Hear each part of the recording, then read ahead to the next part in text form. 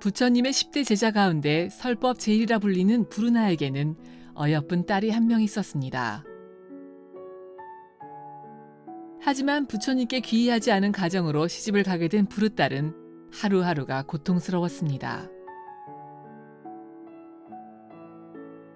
부르딸에게 있어 제일 중요한 것은 부처님의 법문을 듣고 생사윤회의 고통에서 벗어나는 것이었습니다. 결국 부르딸은 부처님의 법문을 듣고 공양을 올리기 위해 보름간 유녀 시리마를 고용하여 자신을 대신해 아내의 역할을 맡깁니다. 15째 날, 집으로 돌아와 부엌에서 공양 음식을 준비하느라 분주한 부르딸을 지켜보던 남편은 그 모습을 놀리며 웃었고, 유녀 시리마는 그 둘이 함께 웃는 모습에 순간 질투심이 끌어올랐습니다. 유녀 시리마는 순간의 질투심을 참지 못하고 부엌으로 달려가 끓는 기름을 한 국자 퍼서 부르딸에게 부어버렸습니다. 그러나 부르딸의 마음은 유녀 시리마에 대한 감사함으로 가득 차 있었기 때문에 화상은커녕 어느 한 것도 끓는 기름에 데이지 않았습니다. 부처님의 법문을 듣게 해준 유녀 시리마의 공덕을 생각한다면 유녀 시리마의 악업은 아무것도 아니라고 생각했기 때문입니다.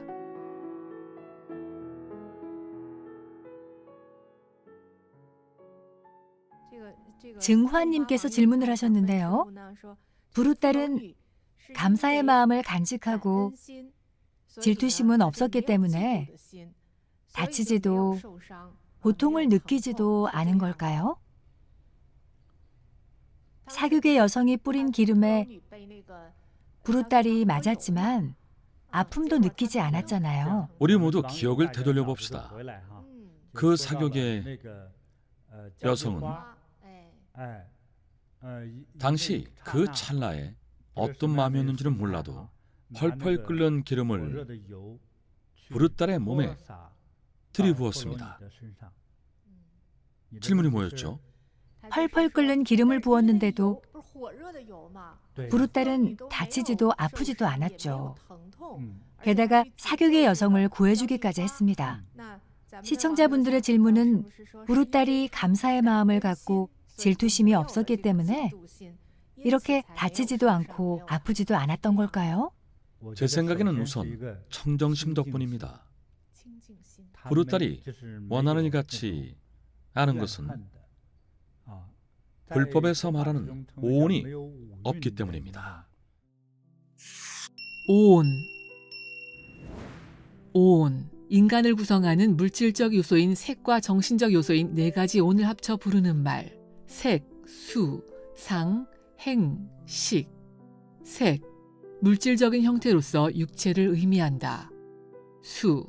의식 속에 어떤 인상을 받아들이는 것. 감각과 쾌감, 불쾌함 등의 단순 감정을 포함하는 작용을 말한다. 상, 의식 속의 상을 구성하고 마음속에 어떤 것을 떠올려 관념을 형성하는 것, 대략 지각, 표상 등을 포함하는 작용이다. 행, 우리가 경험하는 어떠한 것을 현재에 존재하는 것처럼 형성하는 작용을 말하며 수, 상, 식 이외의 모든 마음의 작용을 총칭한 것으로서 특히 의지 작용을 말한다. 식, 대상을 구별하고 인식, 판단하는 작용, 혹은 마음의 작용 전반을 총괄하는 주체적인 마음의 활동을 말한다. 그 왕성한 오온이 없었기 때문이죠. 오히려 청정하고 감사하는 마음을 지니고 있었습니다. 이런 마음을 보살심이라고도 합니다. 이 경지에 이르면 신과 부처님의 보호를 받습니다. 다치지 않은 것은 신과 부처님의 보호 덕분이었네요. 맞습니다. 첫째, 부처님의 설법을 들었고, 둘째, 부처님과 수행자들께 공양했죠. 그렇게 쌓은 공덕과 증득한 높은 과유라면 평범한 사람은 해칠 수 없습니다. 감사합니다, 스승님. 왜 청정심이라고 할까요? 이 청정심으로 부르딸에게 뿌려진 펄펄 끓는 기름이 불처럼 이글거리는 화라면 이 청정심으로 그 화를 누를 수 있습니다. 청정심으로 화를 다스렸군요. 청정심으로 소멸시킨 겁니다. 부르딸의 청정심으로 말이죠. 감사합니다, 스승님. 그러니 늘 청정심을 닦는 수행에 힘써야겠네요. 더 많은 공덕을 쌓으면서 부처님 말씀을 들어야만 보호를 받을 수 있겠네요. 각진 법사께서 방금 시청자분을 대신해서 부르딸의 보호에 관한 결말을 물어보셨는데요. 저도 질문이 있습니다. 일반인이 이해하기 힘든 아주 극단적인 표현과 행위는 어떻게 설명할 수 있을까요? 특히 불법의 시각에서 보면 어떻게 이해할 수 있을까요? 구체적으로 어떤 부분인가요? 사교계 여성의 경우 극도의 질투심이요. 기름을 끼얹은 일 말입니까? 네, 미움이 극에 달해서 상대를 해하려고 했죠. 같은 여성의 입장에서 당시 그 여성은 어떤 생각이었을까요? 그 일화 속에서 당시 사교계 여성은 그 남편과 아내가 갖는 정상적인 친밀감을 보고 못 견디며 화를 냈죠. 자신은 거금을 받고 고용된 일개 하인일 뿐인데 말이죠. 그저 임시로 고용한 연기자일 뿐인데 질투까지 해버렸죠. 도대체 무슨 생각이었는지 너무 지나칩니다. 바로 질투심이죠. 그런데 아무리 일반적인 여성의 입장에서 생각해봐도 셈이 나고 기분 나쁜 것까지 이해할 수 있겠지만 그 자리에서 질투심 때문에 사람을 해치려는 악의를 품고 기름까지 끼얹는 행위는 너무 악독하고 지나칩니다. 이렇게 과도한 마음과 행동에 관해서 여쭙고 싶습니다. 우리가 불법을 배우는 과정에서 이러한 마음과 행동은 어떤 상태라고 표현할 수 있을까요? 오온이 치성했다고 말합니다. 아, 오온치성이군요. 오온을 기억하십니까? 색, 수, 상, 행, 식. 이와 함께 이어진 것이 바로 탐진치만의입니다. 악독함, 공격, 비방, 그리고 얻지 못하거나 얻은 것을 잃는 두려움 등등. 이 모든 것이 현실 세계에서의 물질에 대한 욕구입니다. 두 번째는 정신 세계에서의 득실감입니다. 바로 이 득실감 때문에 크고 작은 상처들이 생깁니다. 사교계 여성은 질투심을 느낀 겁니다. 질투가 너무 심해 증오심이 생겼군요. 그만큼 질투심이 강한 사람들이 참 많습니다. 선녀 같은 외모여도 독사 같은 마음을 품을 수 있는 거죠. 여기 일화들을 종합해보면 모두 주제는 한 가지네요. 오온치성이요. 사교계 여성은 질투 때문에 그런 행동을 저지르기 전에 자기 주제부터 알아야 했습니다. 사실 그녀는 자기 의견을 주장할 자격도 없는 신분이죠. 하지만 사람의 질투심은 신분과 관계없이 존재합니다. 그리고 어떤 여성은 고용된 도우미임에도 남의 가정사에 끼어들어 친딸 혹은 며느리인 양 행동하며 심지어 판관 행세까지 합니다. 보통 망상을 말할 때 치신망상이라고 하죠. 치는 어리석다는 뜻입니다. 사교계 여성도 그렇지 않습니까? 자기 역할에 과하게 몰입한 나머지 자신이 그 집안의 안주인이라고 착각할 만큼 과하게 몰입했죠. 과하게 몰입했습니다. 자기 본분을 잊은 거네요. 본분을 잊은 거예요. 이것을 치성이라고 합니다. 여기서 문제는 모든 사람에게 오온이 존재한다는 사실입니다. 성격이 평온한 사람이라면 오온이 그리 강렬하지는 않을 겁니다. 그리 강렬하지 않으니 심리적 행동이나 현실적 행동이 모두 평온한 편이겠죠. 하지만 오온이 치성할 때는 서슬이 퍼렇게 날이 섭니다. 시기와 질투가 난무하고 험한 말이 오갑니다.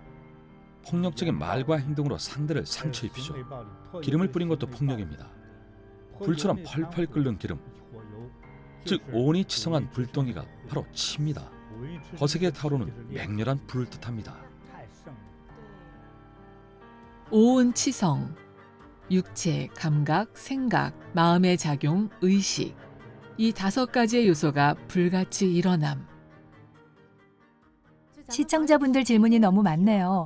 우선 스승님께서 오늘 답변해 주실 수 있는 만큼 답해 주십시오. 차이싱이라는 분이 질문하셨는데요. 사교계 여성이 훗날 진실한 마음으로 부처님을 공양하여 우리 천에 올랐다는 말씀을 듣고 기뻤습니다. 그럼 생전의 업보는 전부 소멸된 건가요? 도리천에 올랐다고 업보가 소멸되지는 않습니다. 예컨대 동방극락세계와 서방극락세계는 업을 지닌 채로도 갈 수 있다고 했습니다. 그곳에 이른 후 다시 잡념들을 모두 씻겨내고 업장을 없앨 수 있는 만큼 없애준다는 뜻입니다. 욕계천도 현생에서 쌓은 공덕이 크다면 그곳에 왕생할 수 있습니다. 다만 업을 지닌 채 왕생할 수 있죠. 왜냐하면 그곳에도 생사의 주기가 있어 생명이 영원하지 않고 유한하기 때문입니다. 육도윤회를 벗어나지 못했군요. 그렇습니다. 하지만 이미 대단한 거죠. 대단하네요. 스승님, 그러고 보면 그 사교계 여성은 다행히도 큰 전환점을 맞아서 참회의 마음이 일어났습니다. 그 마음도 부르딸의 자비 덕분입니다. 부르딸의 자비심과 청정심 덕분에 자신도 다치지 않고 보호받았을 뿐만 아니라 훗날 부르딸의 관용과 도량 덕분에 부처님께 참회할 기회도 얻었습니다. 사실 부르딸은 남편과 시부모까지 모두 제도했죠. 이런 사람이 바로 진정한 불제자입니다. 자비롭고 선량한 위대한 선행이죠. 그렇습니다. 부르딸의 이런 행동은 스스로 불법을 배웠을 뿐만 아니라 장애물에 부딪히거나 심지어 상처를 입었을 때 즉시 상대방을 용서하고 상대방이 부처님께 예를 올리고 공양하도록 이끌었습니다. 상대방이 부처님께 참여하고 좋은 곳에 왕생하도록 도왔으니 진정 깨달은 불제자의 행동을 몸소 실천한 것입니다. 이것을 자각각타라고 합니다. 위대한 보살행이죠. 정말 보살님이나 다름없네요. 상대방을 원망하지 않을 뿐 아니라 선한 말로 상대방을 제도했습니다. 상대방에게 폭력을 쓰고 원망하고 증오한다면 어찌 제도하겠습니까? 상대방도 말을 안 듣겠죠. 심지어 원수가 되어 원한을 품겠죠. 하지만 부르딸은 즉시 용서했고 원한은커녕 제도를 했으니 얼마나 좋습니까? 정말 좋은 말을 했죠. 가장 인상 깊었던 부분은 훗날 그 사교계 여성이 참회하면서 부르딸에게 용서를 빌었을 때 부르딸은 이런 말을 했죠. 저희 아버지에게 용서를 구하세요. 그러자 그 여성은 부르딸의 아버지가 유명한 분이니 찾아가 용서를 구하겠다고 했고 바로 이때 부르딸이 정말 감동적인 말을 했습니다. 저희 아버지는 저를 윤회의 세계로 이끄신 분입니다. 그분에게 용서를 구하세요.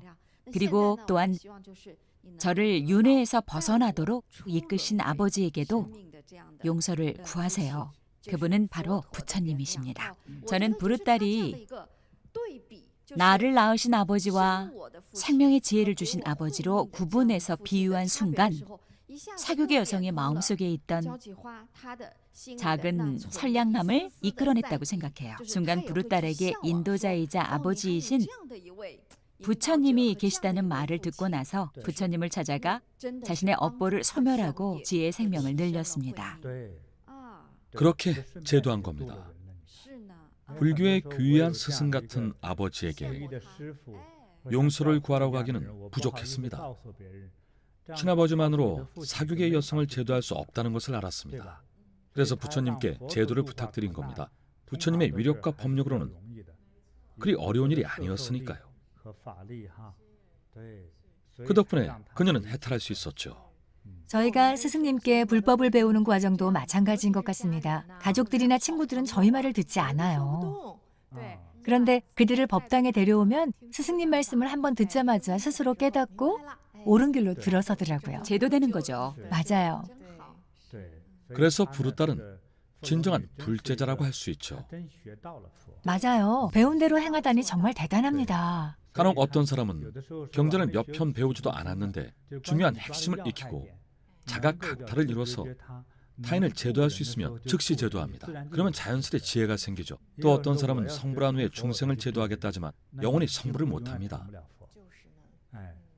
자각각타, 즉 스스로 깨닫는 과정에서 타인을 이끌어 함께 깨닫는 것이 가장 중요합니다. 정리를 해보자면 결국 우리가 수행하는 과정에서 도반은 정말 중요합니다. 예컨대 어떤 사람이 수행하기 편한 장소에서 수행에 전념하면 수행 단계도 빨리 높아지고 몸도 건강해지고 머리도 건강해지고 자비롭고 선량해집니다. 그러다가 수행 환경이 열악한 나라에 돌아간 후에는 기껏해야 반년 정도 수행하다가 그만둘 수 있습니다. 3년 후에 수행을 권유하면 수행을 안 할 겁니다. 몸이 노쇠했고 머리도 굳어버렸으니까요. 함께 격려하면서 수행하는 도반이 없으면 수행을 중간에 멈추거나 포기하기 쉽습니다. 무중생은 수행의 성장 과정에서 모두가 어린아이나 다름없고 유치원생이나 다름없습니다. 나이가 70살이어도 마찬가지입니다. 여러분의 지혜는 제한적입니다. 그런데 매일 평생 꾸준히 수행하라면 할 수 있습니까? 스스로 알아서 매일 반드시 5시에 일어나 염불 또는 팔계내공을 수행하라면 할 수 있습니까? 아무리 부처님 앞에서 맹세해서도 못 지킬 겁니다. 왜 그럴까요? 아직 수행의 경지가 탄탄하지 않기 때문에 타인의 인도와 안내가 필요한 겁니다. 경전에서는 이를 퇴전이라고 합니다. 퇴전한 보살이 되고 맙니다. 마음이 굳건치 못하면 깨달음에 이르지 못합니다. 어떻게 해야 할까요? 게으름을 피우고 싶어도 타인을 제도하고 나면 자신의 기준은 물론이고 상대에 대한 기준은 더 높아집니다. 스스로 게으름을 피우려 할 때 자신이 제도한 친구가 내일 5시에 같이 발귀합시다 라고 한다면 함께 수행하려는 그 친구를 새벽에 마냥 기다리게 하겠습니까? 이런 도반이 있어야만 서로 돕고 일깨우고 격려하고 소통하면서 한결 쉽게 수행을 계속할 수 있습니다. 이런 도반도 없다면 대부분 스승과 점점 멀어져 쉽게 뒤처지다가 떨어져 나갑니다. 어디로 떨어질지는 스스로 생각해 보세요. 구원받기 어려워집니다. 부르딸은 마음이 아주 견고했죠. 부잣집에 시집을 갔어도 불법을 듣지 못하고 청정 수행을 못하는 것은 괴로움이었습니다. 그리고 부르딸의 아버지인 부르나도 대단한 사람이죠. 부르나도 참 드문 아버지예요. 딸을 위해서 생각해낸 방법을 듣고 정말 놀랐습니다. 상상도 못한 방법이었죠. 그렇습니다. 부르나는 깨달음에 있어서 훗날 부처님의 10대 제자의 반열에 들어섰습니다. 아주 중요한 제자였죠. 모두가 우러르는 제자가 됐죠. 맞습니다. 설법 제일의 제자였죠. 설법 제일의 칭호는 지혜 제일에 버금가는 사람만이 얻을 수 있는 칭호였습니다. 부르나의 여러 행동을 살펴보면 그는 집착해야 할 때는 필사적으로 집착하지만 버려야 할 때는 즉시 버릴 수 있는 인물이었습니다. 많은 금강 나한들은 진리라고 여기는 것에 대해 결정을 내려야 할 때 머뭇거리지 않고 단호한 결정을 내립니다. 깨달음을 구하는 길에서도 단호함과 대단함을 잃지 않죠. 깨닫는 즉시 실천합니다. 소심한 사람들은 불가능하죠. 매일 많은 사람들이 틈만 나면 불보살님 앞에서 발언합니다. 내년에는 무슨 과일을 얻게 해주세요. 내후년에는 무슨 수행법을 수행하겠습니다. 그러다 누가 싫은 소리라도 하면 에이 그만할래. 다른 스승을 찾아봐야겠다. 항상 핑계거리를 찾죠. 맞습니다. 종파를 바꾸기도 하죠. 의지가 약하기 때문입니다. 의지가 약하면 수행도 이룰 수 없습니다. 어설프게 아는 것이 많을수록 스스로 혼란만 가중됩니다. 한 우물을 파야 결실을 맺기 마련입니다. 자각각타. 스스로 진리를 깨쳐서 다른 사람도 깨닫게 해주는 것. 자각은 상구보리, 곧 성불의 뜻과 상통하며 각타는 하와 중생, 곧 중생제도의 의미와 상통한다. 사교계 여성의 일화에서 상사병에 걸린 승려가 있었잖아요. 그 승려는 색을 탐하지 말아야 함을 깨닫고 결국 아라한의 과위를 얻었죠. 그래서 졸리첸이라는 시청자께서 질문을 주셨습니다. 이런 깨달음을 얻으면 아라한이 될 수 있나요? 여러 일화를 듣다 보면 누구는 아라한이 되고 누구는 어떤 과위를 얻었다고 하는데 사실 조금 헷갈립니다. 우선 과위라는 현상에 관한 이야기를 나눠봅시다. 부처님 시대에 부처님께서 직접 말씀하셨죠. 누가 어떤 과위를 증득했다. 이에 대해서는 저는 어떤 의심도 의견도 없습니다. 그것이 곧 부처님의 평가니까요. 하지만 오늘처럼 우리가 이치를 배우는 수업을 할 때는 저는 어떤 과일을 증득했다라고 말하지 않습니다. 그런 말을 하지 않아요. 제가 그것 때문에 낭패를 본 적이 있기 때문이죠. 예전에 3, 4년 정도 수행한 어떤 제자가 있었는데 그분은 발심도 굉장히 깊고 봉사도 열심히 했습니다. 어느 해 설날이었을 겁니다. 그분이 워낙 적극적이다 보니 다른 분들은 모두 도망가고 늘 그분과 저만 당직을 서곤 했죠. 가정을 돌봐야 하고 친구를 만나야 하고 애들을 봐야 한다며 다들 도망갔죠. 그분도 집에 어른이 계셨지만 미리 어르신을 챙겨드린 후에 법당에서 당직을 섰습니다. 제가 감동의 겨우 말했습니다. 정말 살아있는 보살 같구나. 수행이 헛되지 않았어. 스승님, 정말입니까? 그럼 사실 이것은 칭찬일 뿐입니다. 물론 정말 살아있는 보살이 되면 더 좋았겠죠. 이튿날 모두가 새 인사를 하며 부처님께 절을 올렸습니다. 그러자 그 제자가 왜 저에게 절을 하지 않나요? 왜 자네에게 절을 하나? 제가 살아있는 보살이라고 하셨잖아요. 저는 기가 막혀서 헛기침이 나왔죠. 제자님, 자네 너무 진지한 것 같네. 스승님의 말씀은 항상 진실이라면서요. 보살이라 하더라도 저를 강요할 수는 없네. 그 상에 집착하면 안 되네. 그 칭호를 자초하면 죽음에 이른다네. 우리가 왜 보살님께 절을 합니까? 보살님의 숭고함, 자비심에 절을 올리는 겁니다. 그런데 스스로 내가 보살이니 나에게 절을 하라고 시킨다면 그 절을 받는 순간 그 절 때문에 실패합니다. 모든 수행이 물거품이 됩니다. 수행의 경지를 더 높이기는커녕 오히려 수행의 과정에서 영원한 철창에 갇혀 수행의 길이 막혀버립니다. 그 오만함 때문에 우리가 7, 8개는 잘할 겁니다. 더 대단한 법왕이 칭호를 주었다면 살인까지 저지르려 할지 모릅니다. 그럼 안 됩니다. 그래서 저는 요즘엔 어느 정도 수행 경지에 이른 제자라도 절대 그런 말을 하지 않습니다. 불교의 수행에서는 존귀한 사람일수록 자신을 더욱 낮춥니다. 모든 분야에서 오히려 능력이 부족한 사람이 더 먼저 누리고 더 먼저 받을 수 있도록 양보합니다. 이런 발심과 경지를 갖춘 사람은 오히려 남을 이기려 하지 않습니다. 명예나 모든 좋은 것에서 먼저 차지하려고 다투지 않습니다. 일은 앞장서서 하지만 자랑 앞에서는 자신을 내세우지 않죠. 진정으로 발심할수록 자신을 내세우면 안 됩니다. 힘들어 죽을 만큼 헌신했어도 대장대우를 받으려 해서는 안 됩니다. 설령 정말로 관세음보살과 같은 자비를 행했더라도 스스로 보살이라고 칭해서는 안 됩니다. 내가 보살이다라고 몰래 생각하는 것도 안 됩니다.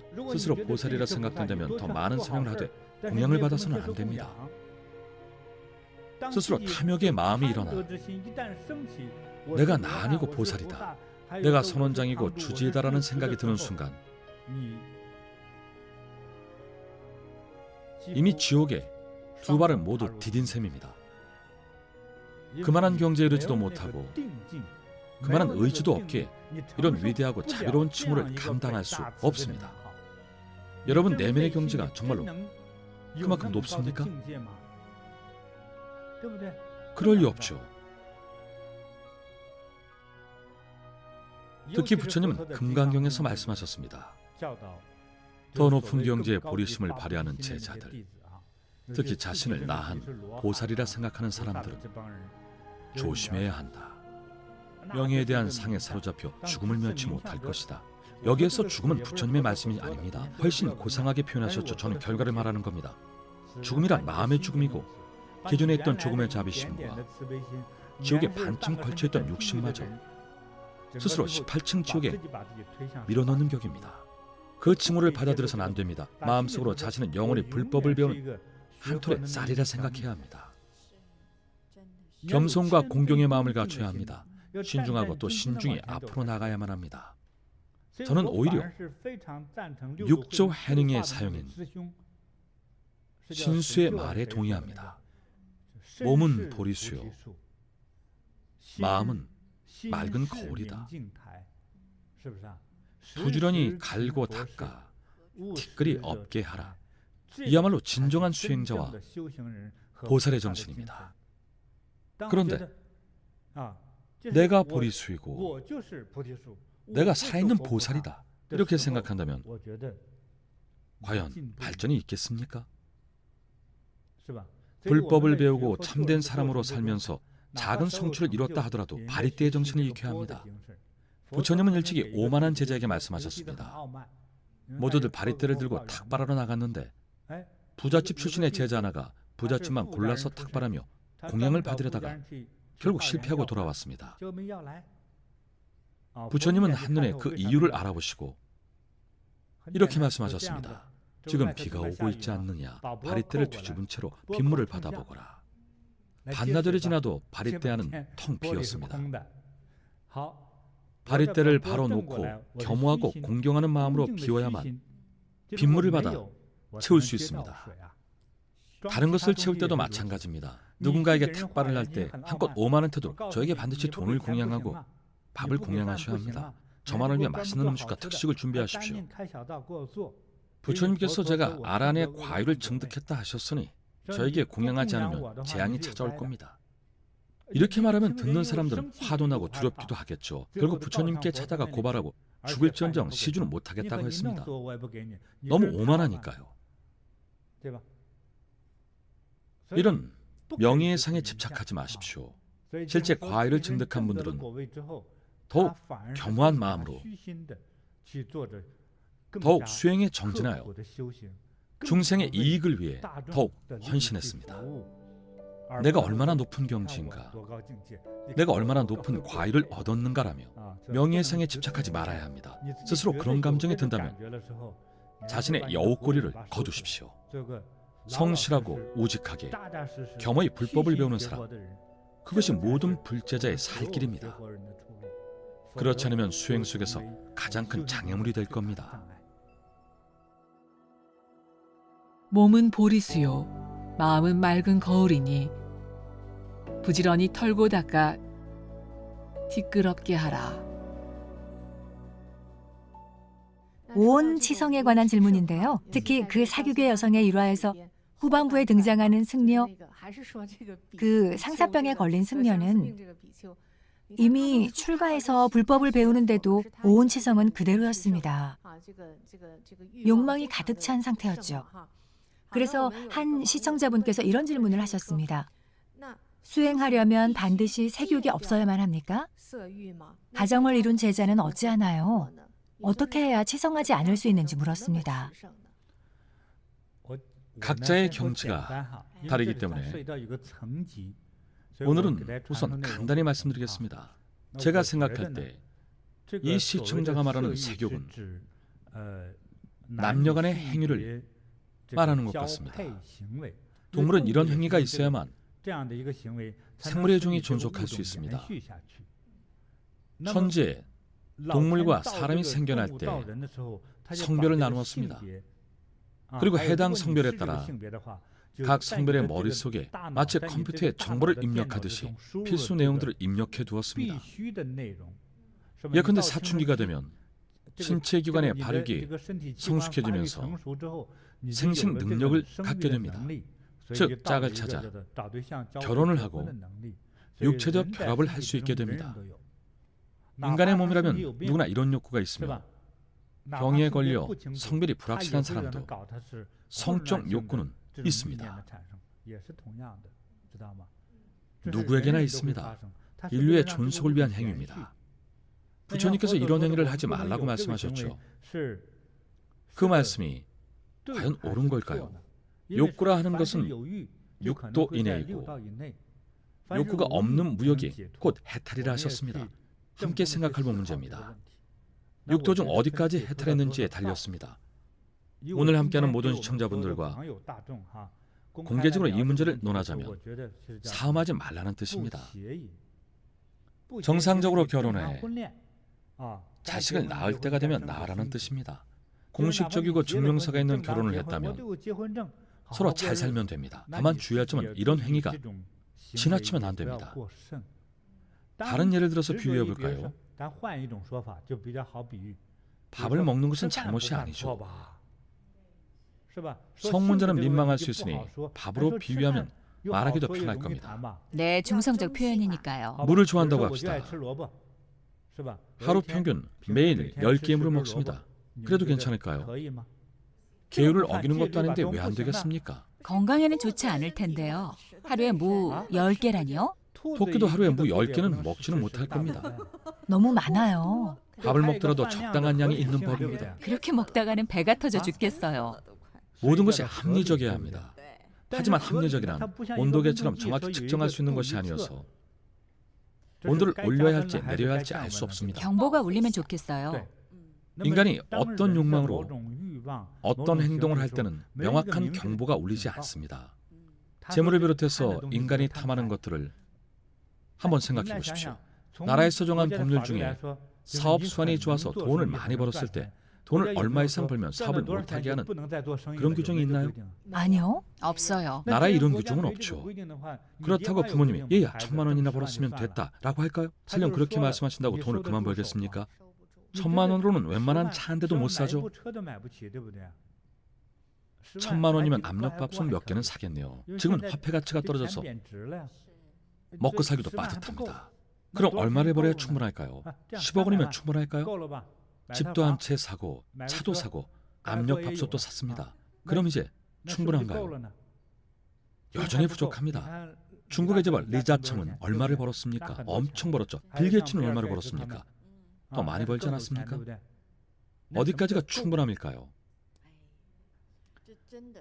부처님이 일깨우시려는 이치는 욕망이 한 번 일면 끝이 없다는 것입니다. 우주같이 끝이 없습니다.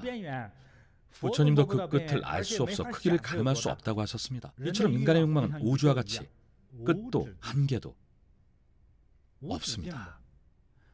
사람은 충분히 성숙하지 않으면 여러 문제를 일으킵니다.